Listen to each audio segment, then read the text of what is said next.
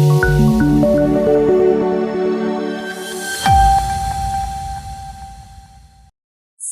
ડિંડોલી વિસ્તારમાં ટ્રાફિક પોલીસની ક્રેન દ્વારા એક મહિલાની ગાડી ઉંચકી લેવામાં આવી.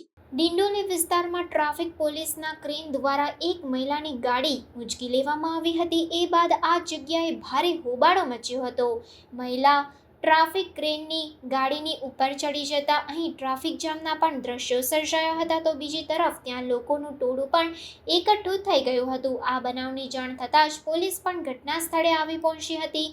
સુરતના ડિંડોલી વિસ્તારમાં ગુરુદત્ત પોઈન્ટની સામે ભારે હોબાળો થયો હતો. ટ્રાફિક ક્રેનના અધિકારીઓ દ્વારા એક મહિલાની ગાડી ડિટેન કરવામાં આવી હતી. એને લઈને મહિલા ક્રેનની ગાડીની આગળ ઉપર ચડી ગઈ હતી. આ બનાવની જાણ પોલીસને કરવામાં આવતા પોલીસ પણ ઘટના સ્થળે દોડી આવી હતી. પોલીસ અને હાજર લોકો દ્વારા મહિલાને સમજાવવાના પ્રયાસો પણ કરવામાં આવ્યા હતા.